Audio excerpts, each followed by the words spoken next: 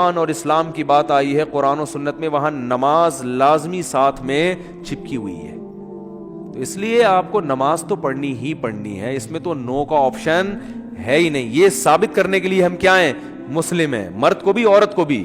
اور یہ صرف بر صغیر میں ہے. اتنی ملیشیا میں ہم نے دیکھا وہاں مسجدیں بھری ہوتی ہیں، سب نماز پڑھتے ہیں، خواتین بھی پڑھتی ہیں ساری، اسکارف لٹکے ہوئے ہوتے ہیں وہاں. بے شک وہ اس کا جاب کر رہی ہے، ہوٹل میں کچھ بھی کر رہی ہے، نماز کے ٹائم پہ عورت بھی آئے گی مسجد میں، اسکارف پہنے گی، پھر وہیں اسکارف نکال کے بھی چلی جاتی ہیں. ٹھیک ہے نا، جیسے ہمارے ٹوپیاں رکھی ہوئی ہوتی ہیں نا ایسے. افغانستان میں سب نماز پڑھتے ہیں، سعودی عرب میں سب نماز پڑھتے ہیں، دبئی میں عرب کے کیسے کیسے عیاش ہیں، نماز کے ٹائم پہ سارے ایسے لگے گا جیسے ان سے بڑا نیک دنیا میں کوئی ہے ہی نہیں. بادشاہ نماز پڑھتے ہیں، وزیر نماز پڑھتے ہیں.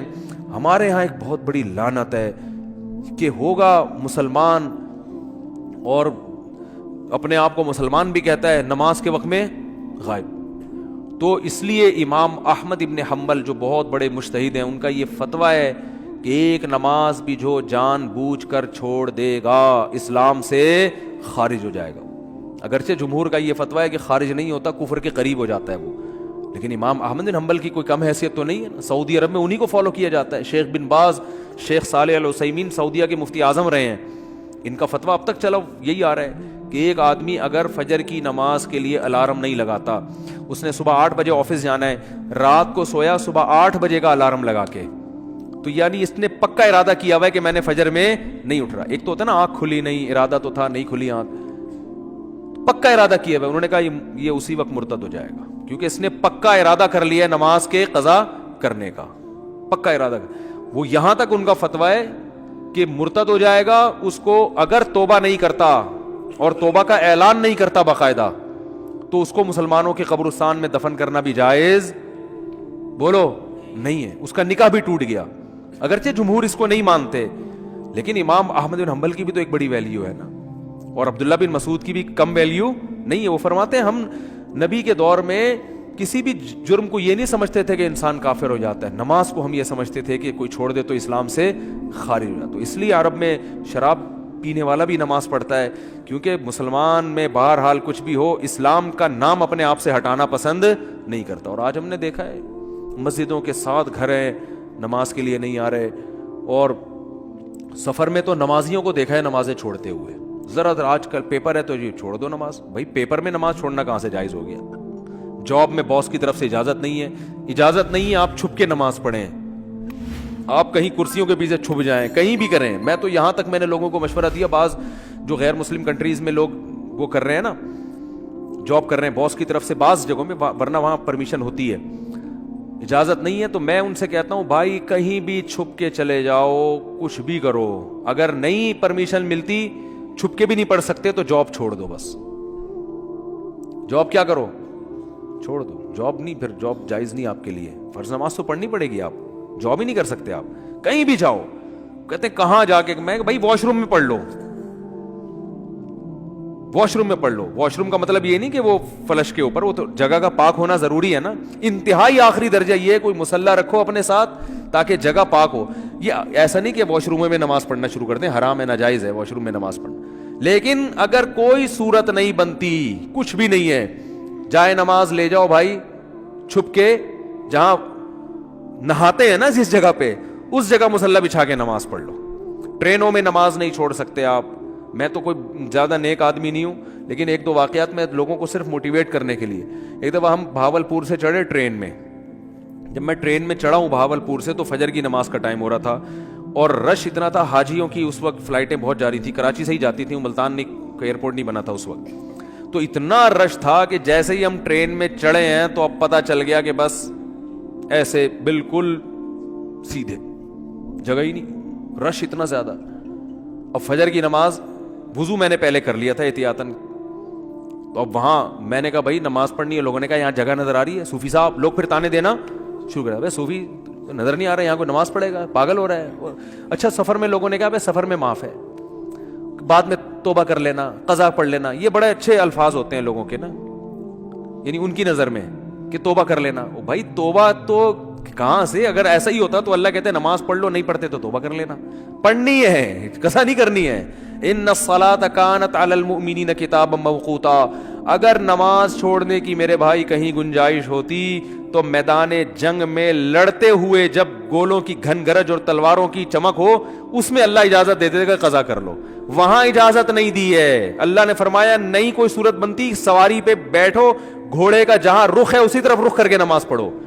وہاں اجازت نہیں دی. اور آگے اللہ نے اس کی وجہ بیان کی ہے کہ میں اس لیے کہہ رہا ہوں یہاں پڑھنی ہے کہ نماز صرف پڑھنے کا حکم نہیں ہے.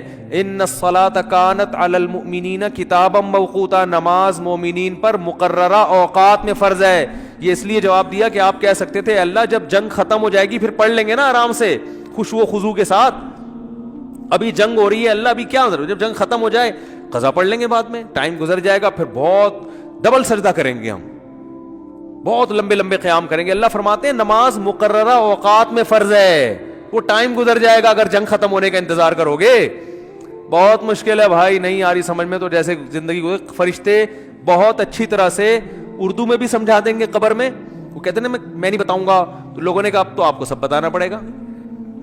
اور حقیقت ہے میں ان کا کسی کا مذاق نہیں اڑا رہا, سب کے ساتھ ہوگا. جو بھی کہتا ہے میں نہیں بتاؤں گا, تو جب دنیا سے جائے گا تو سب کچھ بتانا پڑے گا, اس کو سب بتانا پڑے گا بھائی.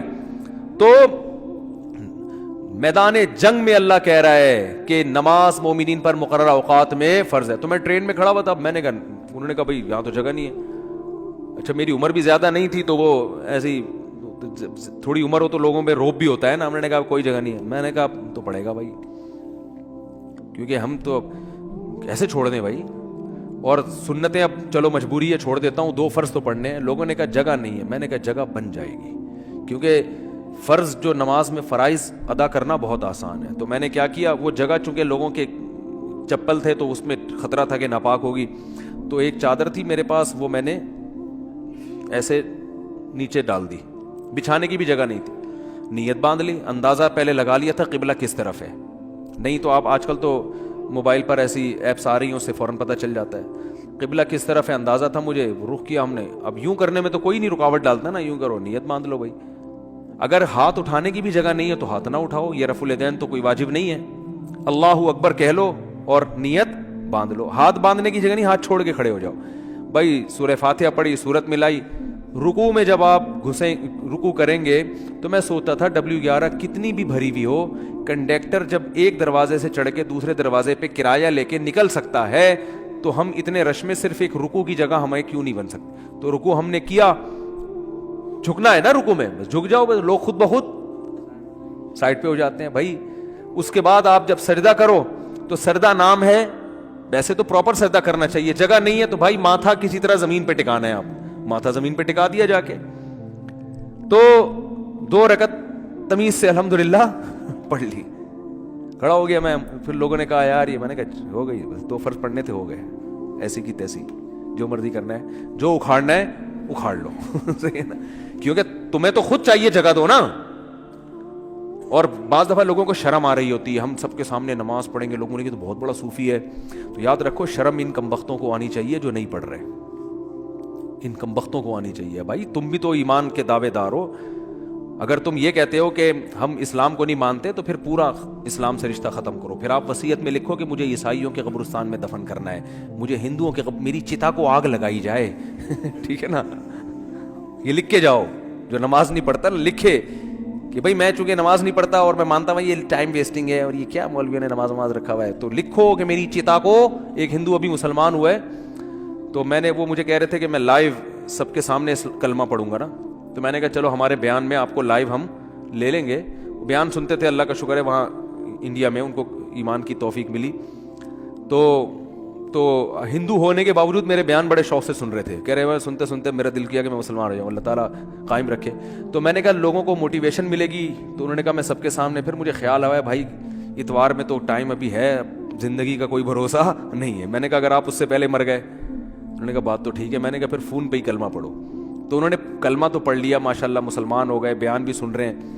لیکن انہوں نے کہا میرے لیے سب سے بڑی آزمائش یہ ہے کہ ہندوؤں میں جب ماں کا انتقال ہوتا ہے تو بڑا بھائی ہے جو چتا کو سب سے پہلے آگ لگاتا ہے.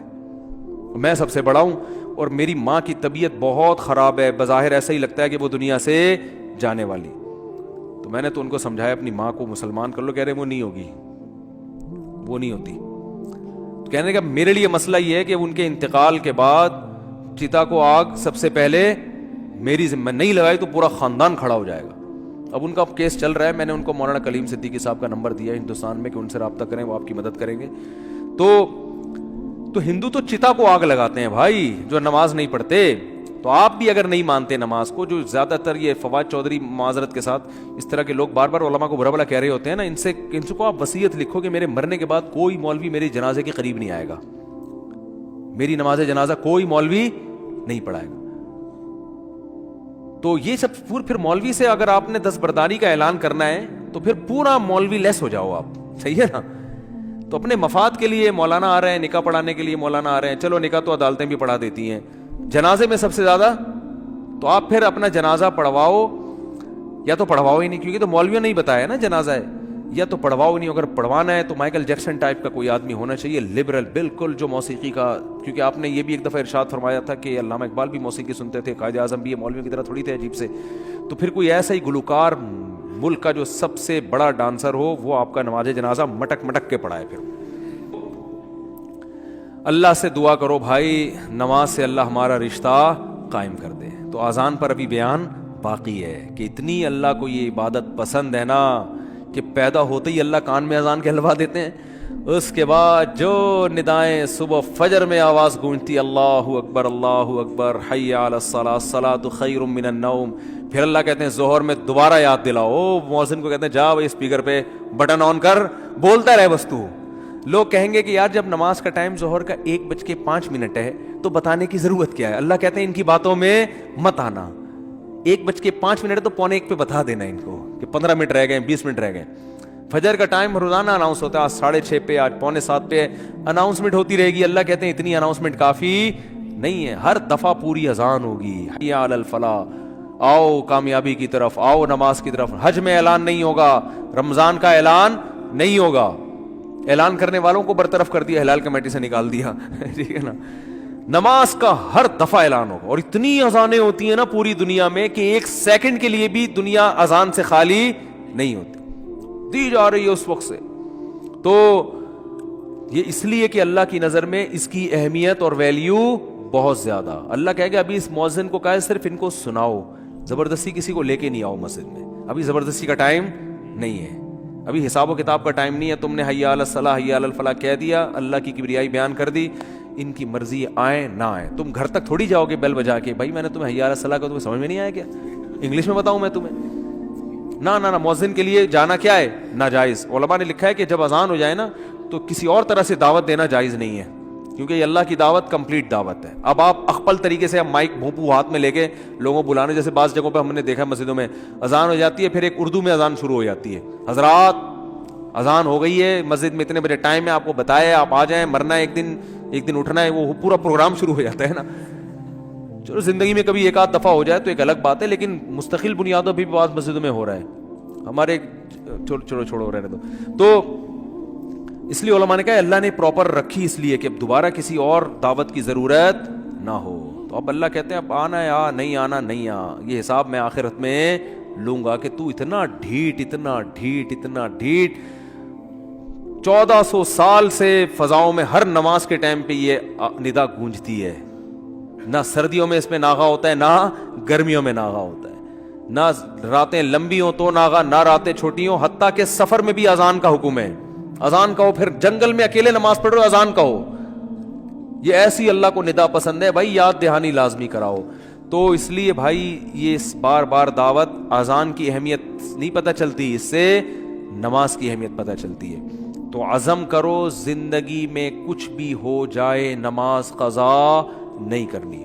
جو جماعت کی نماز کے عادی نہیں ہے وہ کم از کم اتنا کر لیں کہ پہلا اسٹیپ یہ ہے کہ قضا نہیں ہونے دینا کسی صورت میں. پھر اگلا اسٹیپ کیا ہے, جماعت نہیں چھوڑنی کسی صورت میں. وہ جماعت اصل تو نماز ہے ہی جماعت سے, اور اگر کبھی چھوٹ جائے نا تو توبہ کرنی ہے اور اس کو قضا کر کے اگلی پڑھنی ہے. پہلے اس کی قضا پڑھنی ہے پھر اگلی, اور کچھ جرمانہ بھی رکھیں اپنے اوپر. سمجھتے ہو کہ نہیں سمجھتے, اللہ تعالیٰ سمجھنے